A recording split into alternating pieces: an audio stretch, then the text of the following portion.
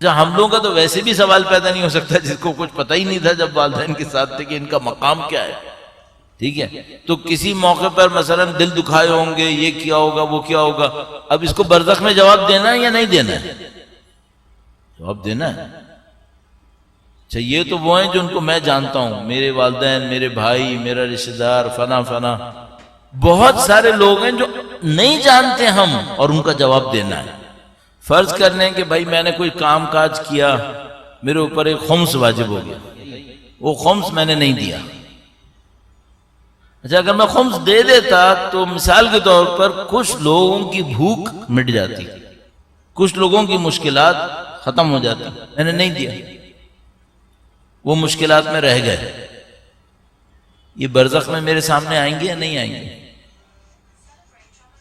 یہ آئیں گے. اچھا اگر خدا نہ کرے نعوذ باللہ تعالی میری کسی خمس نہ دینے کی وجہ سے کوئی شخص بیماری میں مر گیا، یہ میرے سامنے آئے گا یا نہیں آئے گا؟ پوری زندگی میں ایسے لوگ کتنے بن جائیں گے؟ انہیں کیا دوں گا میں؟ کیا دے سکتا ہوں؟ یہ مجھ سے کھڑے ہو کر کہے گا کہ میں مر گیا، میں 5 سال کی نماز سے محروم رہ گیا، 5 سال کی نمازیں دے دیں، میرے پاس کیا بچے گا؟ یہ ایک بندہ ہے. اگر ایسے 500-600 آ گئے، ایک اور مثال عرض کرتا ہوں. مثلا فرض کر لیجئے کہ میں ایک جگہ طاقتور تھا دنیا میں، مثلا بہت سارے لوگ میرے سامنے کمزور تھے. میں ایک طاقتور تھا، بہت سارے لوگ میرے سامنے کمزور تھے. یہ جتنے کمزور ہوں گے نا، یہ خدا کی بارگاہ میں کھڑے ہوں گے، خدا اس نے جب یہ طاقتور تھا نا تو ہمارے ساتھ یہ ناانصافی کی ہے. قرآن کریم نے فرمایا تمہارا 50,000 سال ہمارا ایک دن بنتا ہے، اور میں نے اس کی 3 سال انسلٹ کیوں. تو یہ جو برزخ میں جاتے ہیں نا، یہ بعض اوقات بتاتے ہیں کہ کئی ہزار سال ایک بندے کو نپٹانے میں لگ گئے. یہ ہم لوگ نہیں نپٹا سکتے. یہ بات فوراً سمجھ میں آ رہی ہے کہ یہ ہم صرف کہیں کہ بھئی ہم اپنی عبادتیں دے دیں گے، نہیں، اتنی عبادتیں ہم نے نہیں کی ہیں. 1000 سال تھوڑی عبادت کی، کہاں کی؟ اتنی عبادتیں نہیں کر سکتے. تو یہ ہوگا کیسے پھر؟ اس کے 1-2 راستے ہیں. شب جمعہ ہے اور ہم سب کو بہتر ہے کہ اس مرحلے کے لیے تیار کر لینا چاہیے اپنے آپ کو. انشاءاللہ درود بھیجے گا محمد و آل محمد، صلی علی محمد آل محمد وعجل فرج. تو اب 2 کام کر سکتے ہیں. ایک کام تو ہم یہ کر سکتے ہیں کہ بھئی اب آج کے بعد سے کسی کے ساتھ ایسا کوئی معاملہ نہ ہونے دیں کہ بھئی جو پیچھے کا نپٹانا ہے وہ اتنا زیادہ ہے کہ مزید کا رزق لینا یہ اب نہیں کریں گے. تو خدا کے نظام میں یہ ہے کہ اگر کوئی شخص توبہ کر لیتا ہے تو اگر واقعاً اس کی توبہ صحیح ہو، اور خدا تعالیٰ نے قرآن کریم میں فرمایا تابو و اصلحو، یعنی توبہ کرے اور عمل صالح بجا لائے، یا بولیے اصلاح کر لے، صحیح ہے، تو خدا بخش دیتا ہے. ایک راستہ یہ کہ اگر میں نے اچھی توبہ کر لی، واقعی توبہ، اس کے بعد واقعاً نہیں کیا غلط کام، واقعاً کوشش کی کہ نہیں مجھے برزخ میں نہیں پھنسنا، میں نہیں کروں گا، تو عین ممکن ہے کہ خدا پچھلوں کو نپٹا دے، پچھلوں کو بخش دے. اچھا وہ جن کے ساتھ میں نے خرابی کی ہے پھر ان کا کیا ہوگا؟ خدا جانتا ہے ان کو کیسے خوش کرے گا. خدا کی تو اقتدار میں ہے. تو مثلا خدا انہیں کوئی ایسی چیز دے گا، یہ نہیں کہ ان کے ساتھ ناانصافی ہو جائے گی انہیں نہیں ملے گا، نہیں، انہیں پورا ملے گا. جو میں نے غلط کیا تھا اس کا نتیجے میں ان کو ملے گا. کیا دے گا خدا اللہ جانتا ہے، ان کے دل کو خوش کر لے گا. مجھے بخش دے گا اگر میں نے واقعاً توبہ صحیح کی ہو، واقعاً توبہ صحیح کر لی، نادم ہوا، پشیمان ہوا، اس کے بعد اصلاح کر لی، تو خدا نے پیچھے کو بخش دیا، اور آگے ظاہر ہے پھر میں غلط کام نہیں کر رہا. اچھا دوسرا معاملہ، روایات نے یہ کہا کہ جن کا کوئی حق تمہارے اوپر ہے، اگر تم ان سے جا کر کہو اور معافی مانگ لو، اس شرط پہ کہ ان کا دل نہیں دکھانا ہے، اس شرط پہ کہ ان کا دل نہیں دکھانا ہے. کیوں؟ بعض اوقات میں کسی بندے کے پاس جاتا ہوں اور اس کو یاد دلاتا ہوں میں نے تمہارے ساتھ یہ گڑبڑ کی تھی، اس کے دل میں اور زخم نیا بن جاتا ہے، اس کے دل میں درد اور بڑھ جاتا ہے. یہ صحیح نہیں ہے. بہتر یہ مت بتاؤ. اگر یہ بتاؤ کہ بتاؤں گا تو وہ خوش ہوگا، معافی مانگوں گا معاف کرے گا، خوش ہوگا تو پھر تو کر لے، ورنہ نہیں کرے۔ غیبت کبھی نہیں بتائیں، یہ غیبت ہر غیبت بتانے کی نہیں ہے۔ بعض اوقات کسی انسان کو جا کے بتاتے ہیں میں نے تمہارے ساتھ یہ کیا، اس کا دل اور کوڑتا ہے بیچارے، مت بتائیں پھر۔ اگر جا کے بتائیں اور اس کا دل نہیں کوڑے گا، معاف کر دے گا، تو پھر اچھا ہے جا کے بتائیں، بلکہ سچے دل سے اس سے کہیں کہ سزا دے دو۔ نہیں دیتا کوئی، میں تو زیادہ تر یہ سمجھ رہا ہوں کہ نہیں بتاؤ اچھا ہے، کیونکہ بتانے میں اس کا دل زیادہ کوڑتا ہے۔ ایک بات اچھا، آپ بتا بھی نہیں سکتے پھر کیا کریں؟ تو ہمارے پاس روایتوں میں ہے کہ اس کے لیے استغفار کرو، اس کے گناہوں کے کم ہونے کے لیے خدا سے دعا کرو۔ کتنی دعا کرو اس کے استغفار کے لیے؟ جتنے تم اپنے عمل دے کر اس سے سودا کرتے نا، اتنے اس کے گناہ کم کروا لو۔ بھائی مجھے اس کو خوش کرنے کے لیے سودا کرنا تھا نا، کہ 5 سال کے اعمال دوں، 3 سال کے اعمال دوں، اتنا اس کے لیے استغفار کرو کہ خدا اس کے اتنے گناہ کم کر دے، تو تمہارا معاملہ برابر ہو جائے گا۔ یہ ایک ہو گیا، 2 باتیں ہو گئیں۔ تیسری ایک اور بات بھی ہے، درود بھیجے گا محمد و آل محمد، صلی علی محمد آل محمد وعجل فرج۔ تیسری بات یہ ہے کہ ان الحسنات یذہبن السیئات، اچھائیاں برائیوں کو ختم کر دیتی ہیں۔ یذہبن کا مطلب ہوتا ہے لے کے چلی جاتی ہیں۔ جیسے مثلا کوئی کہیں جا رہا ہو، کسی اور کو بھی ساتھ لے جائے تو اس کو کہتے ہیں یذہب، کہ مثلا وہ اپنے ساتھ لے گیا اسے۔ تو اچھائیاں برائیوں کو ختم کر دیتی ہیں، محو کر دیتی ہیں۔ تو اب مثلا مجھے پتا ہے میں نے فلاں بندے کے ساتھ ناانصافی کی ہے، جا کے بولوں اس کا دل بہت کوڑے گا، یا مر چکا، اب میں کیا بولوں کسی کو، دنیا سے چلا گیا۔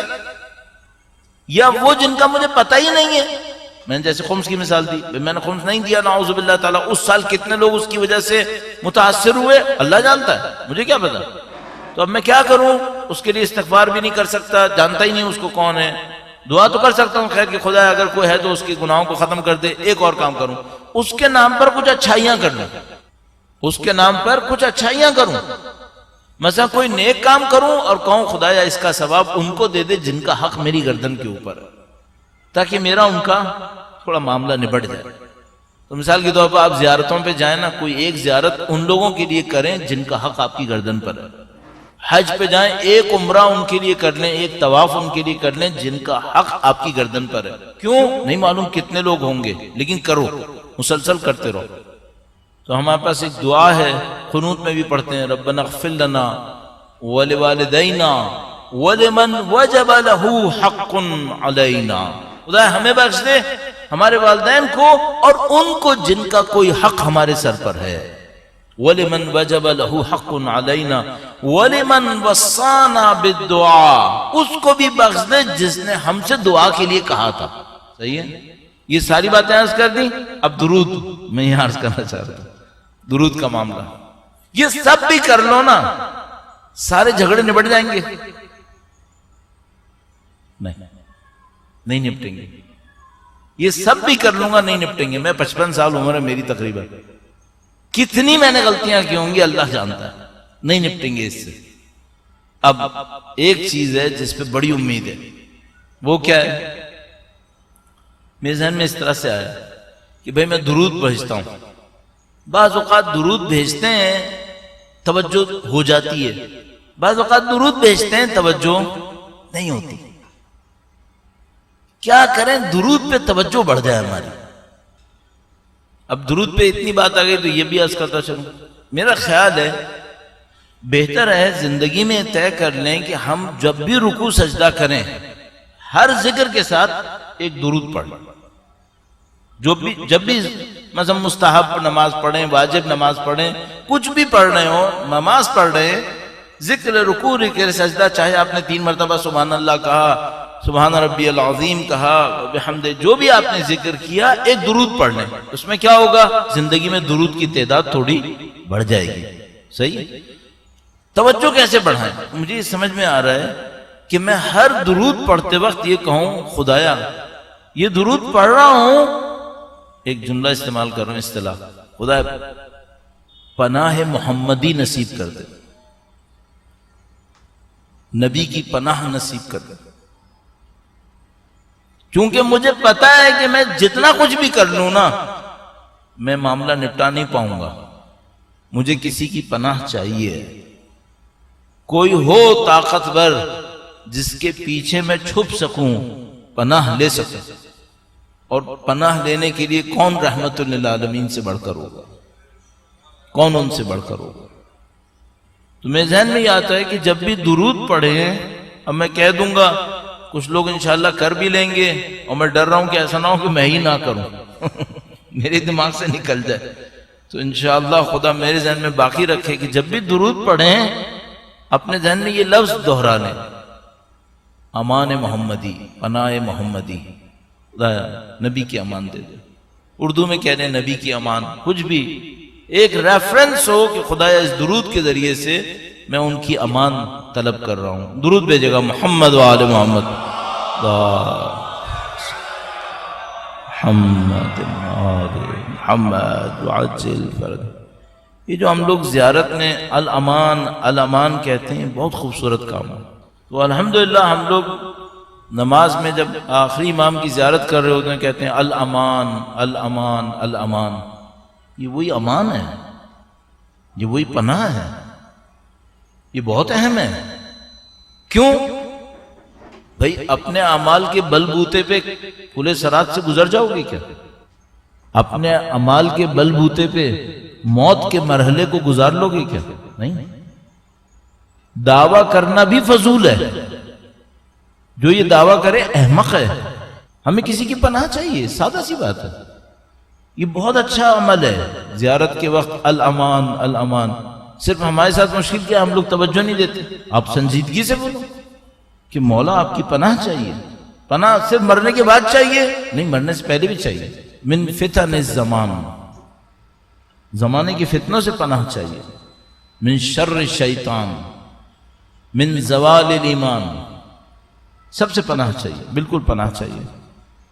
اور آیت اللہ جوادی عاملی اس میں 2 جملے اضافہ کرتے ہیں، کہتے ہیں من شرور انفسنا وسیئات اعمالنا، ہمیں اپنے نفس کی برائیوں سے بھی پناہ چاہیے، ہمارا نفس سے برائیاں کرتا ہے۔ سیئات اعمالنا، ہمیں اپنے اعمال کی برائیوں سے بھی پناہ چاہیے، کیونکہ اعمال کی برائیاں جو ہمیں لے ڈوبتی ہیں بعض اوقات۔ اس کے بعد کہتے ہیں امان کس کے لیے چاہیے؟ اگر ہم دعا صرف اپنے لیے مانگے نا، چانس ہے کہ قبول ہو، چانس ہے کہ قبول نہ ہو۔ لیکن اگر دعا دوسروں کے لیے مانگیں، امکان بڑھ جاتا ہے، قبولیت آئے گی۔ ہمارے پاس روایتوں میں ہے کہ جب بھی دعا کرنے لگو نبی پر، ان کی آل پہ درود بھیجو، والدین کے لیے دعا کرو، دعا کی قبولیت کا امکان بڑھ جاتا ہے۔ تو کچھ لوگ یہ کہتے ہیں الامان من فتن زمان اور فنا فنا، الامان لی ولوالدی، مولا امان مجھے بھی چاہیے، میرے والدین کو بھی چاہیے۔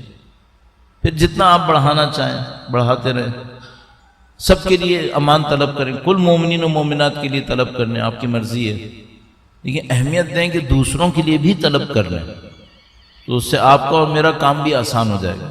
صحیح ہے؟ یہ پناہ بہت اہم ہے کہ ہم خدا سے کہہ رہے ہوں کہ خدایا ہم اپنے اعمال کے اوپر بھروسہ نہیں کر رہے، ہم تیری حجت کی پناہ کے اوپر مطمئن ہیں کہ ان کی پناہ نصیب ہو۔